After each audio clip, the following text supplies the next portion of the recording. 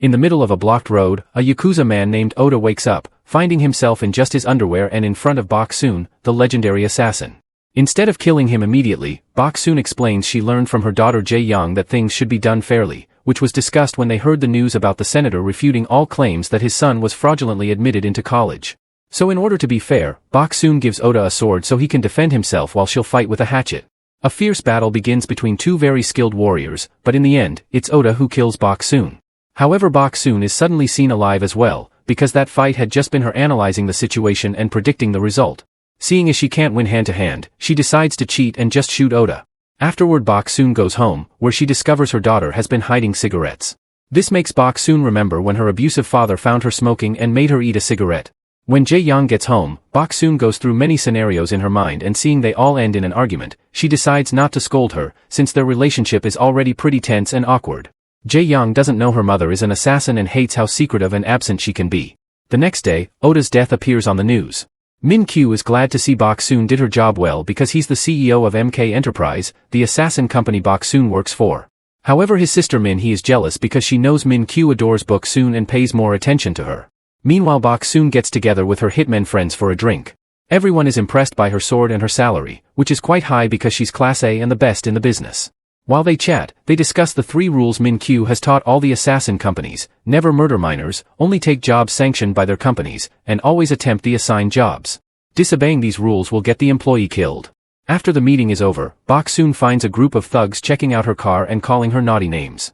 Bok-soon insults them back, but before they can react, fellow assassin Hee-sung cuts in and beats them all up. Hee-sung is as good as Bok-soon and should be class A as well, but he couldn't go that high because he got on the CEO's bad side.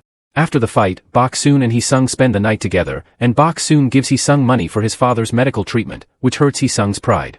Meanwhile, Jae-yeong is meeting with her girlfriend So-ra. Their relationship is a secret because they know their mothers wouldn't approve of their preferences. Unfortunately, they have to interrupt all their kissing when a group of classmates almost walks on them, and Jae-yeong has to turn down Cheol-woo's invitation to hang out, which makes him rather angry.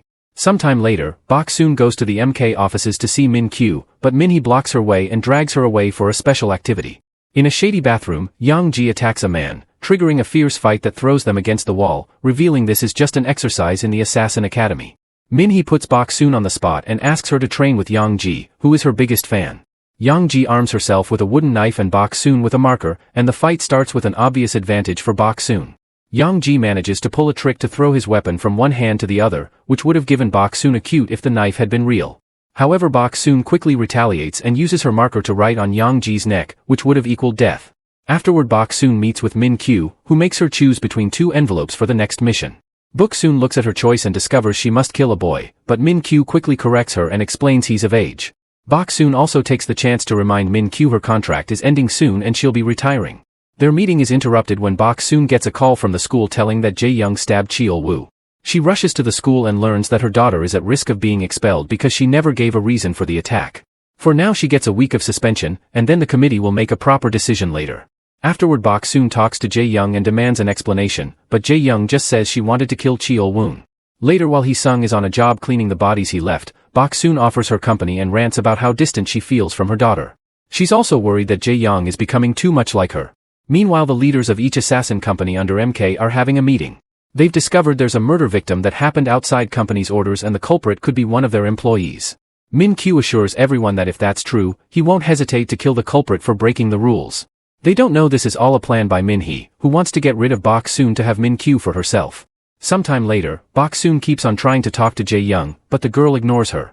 At that moment, she gets a call from Min-kyu, who is getting ready to go on a trip, and he informs her that Yeong-ji will be her partner for the mission. Later in the evening, the 2 assassins break into the victim's apartment and knock him out, then they begin preparing the details to make it look like he did it himself. But when she's about to kill him, Bok-soon realizes the face looks familiar and checks the goodbye later. It turns out this is the senator's son, who the father is getting killed to get rid of the scandal. Her thoughts are suddenly interrupted by a call that goes directly to voicemail, and she listens to the message to discover it's Jae-yeong apologizing for everything. Inspired by this, Bok-soon refuses to kill a young man just because his fade's ashamed, so she calls Min-kyu to tell him she's made a mistake and failed the mission. Min-kyu has already arrived at a Russian bar and he puts on his earbuds to talk to Bok-soon while he carries on his mission. A fierce battle ensues in the bar, but Min-kyu has no issues fighting and killing every man that approaches him with accurate shots or hand-to-hand combat. As he fights, he demands to know the truth, but Bok-soon sticks to her story and even makes Yeong-ji say she also made a mistake to make it more believable. Min-kyu points out Bok-soon broke the rules, so to buy his silence, Bok-soon says she'll accept to extend her contract with MK instead of retiring. Her only condition is that nobody can finish the mission she failed, and Min-kyu accepts. When Bok-soon gets home, Jae-yeong is already sleeping. However, when she leaves the room, it's revealed that Jae-yeong was just pretending to be asleep, and she's been needing comfort because So-ra won't answer her messages. After finishing his own task, Min-kyu calls Min-hee and tells her to close the senator's case, ignoring the fact this could damage the company's reputation. Min-kyu has a clear preference for Bok-soon and it makes Min-hee hate her more. Ready for revenge, she goes looking for Hee-sung to ask him to finish Bok-soon's failed mission, which he immediately accepts because it would put him in the A-leagues and give him the money for his father's treatment. On the plane, Min-kyu can't help thinking about the day he met Bok-soon many years ago. When Min-kyu broke into a house to kill a man, the guy's daughter came home earlier than expected. This was Bok-soon, who wasn't bothered by the fact someone was trying to kill her abusive dad. In fact, she kicks the chair to finish the job. Min-kyu had been impressed by the girl's lack of fear and quick thinking, so he took her under his wing to train her as an assassin. Sometime later, Bok-soon finally gets to have a proper talk with her daughter, who shares what truly happened. Cheol-woo took a picture of her and So-ra kissing, then he threatened with making them public unless Jae-yeong dated him for 1 month. To make matters worse, So-ra asked Jae-yeong to do what he said for the sake of her reputation. Hurt by her girlfriend's lack of empathy, Jae-yeong responded by stabbing Cheol-woo with a pair of scissors. Bok-soon is quite upset to hear her daughter likes girls and asks her if she's just confused, which hurts Jae-yeong deeply and makes her remind her mother she keeps secrets too. Their conversation is interrupted by a visit from Yeong-ji. Bok-soon thinks this is an attack, but she immediately calms down when Yeong-ji explains she's been fired because she's being blamed for the failure to cover for Bok-soon. Feeling guilty and pitiful, Bok-soon takes Yeong-ji to the bar to have dinner together, and Jae-yeong has to watch how her mother chooses work over her again. At the bar, Bok-soon's assassin pals arrive with Hee-sung as they congratulate him for becoming a rank, which immediately tells Bok-soon that something's wrong. Meanwhile, Min-kyu violently confronts Min-hee for finishing the senator's job, but Min-hee responds by trying to kiss him. Min-kyu turns her down and sticks to defending Bok-soon. At the bar, Bok-soon sees the news of the boy's death and immediately guesses what happened. Her scolding of Hee-sung is suddenly interrupted by a call from Min-hee, who asks to be put on speaker. Then she offers the mission of killing Bok-soon. Whoever manages it will jump straight to rank B. Another savage fight begins that even the bar owner joins, and Bok-soon is shocked to see Yeong-ji is actually on her side helping her kill each of the guys. One by one they kill every single assassin with whatever tool they can find around, and lastly only Hee-sung is left. When Bok-soon comes to kill him, Hee-sung asks her to take care of his dad before he dies. Afterward, Bok-soon calls the cleaning crew and wonders why Yeong-ji helped her, so Yeong-ji explains she just wants to survive and Bok-soon had more chances of winning.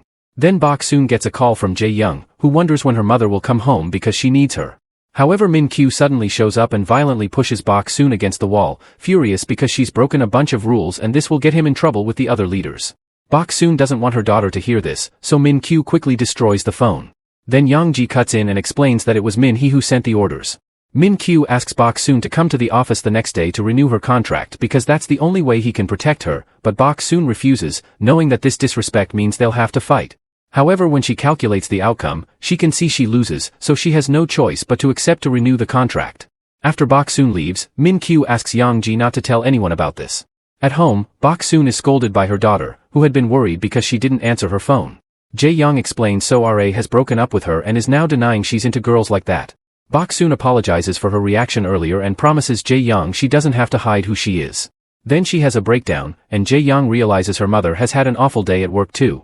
They bond over their difficult lives while Bok-soon continues to keep details vague, but Jae-yeong suddenly confesses she once found a gun and a fake passport in her mother's bag.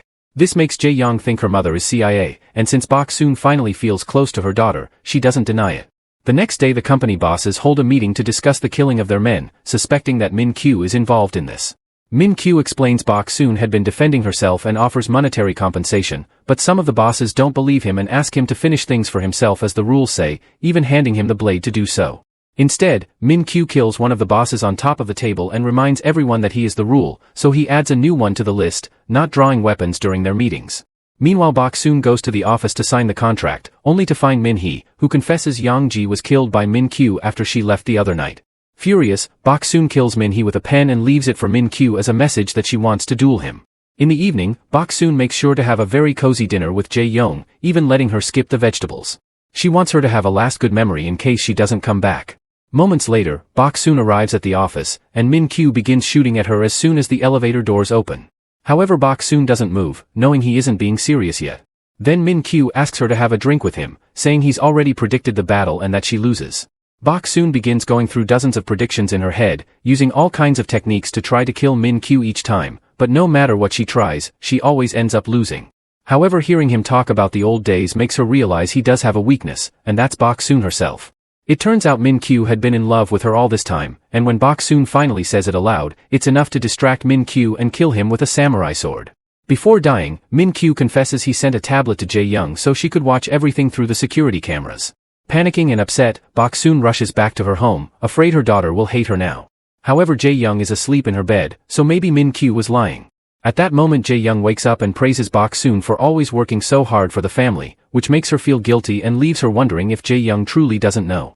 Sometime later, it's revealed that the senator that got his son killed died in his car due to carbon monoxide poisoning, implying Bok-soon did it. Jae-yeong has officially been expelled, but she goes to the school to say a final goodbye to her friends. She shakes hands with So-ra and leans in to whisper in her ear that she debated whether to kiss her in front of everyone or to just kill her. Afterward, she makes eye contact with Cheol-woo as she touches her neck, reminding him what she's capable of. Make sure to subscribe our channel Cinema Fathom and turn on notifications so you can watch more videos like this. Thanks for watching.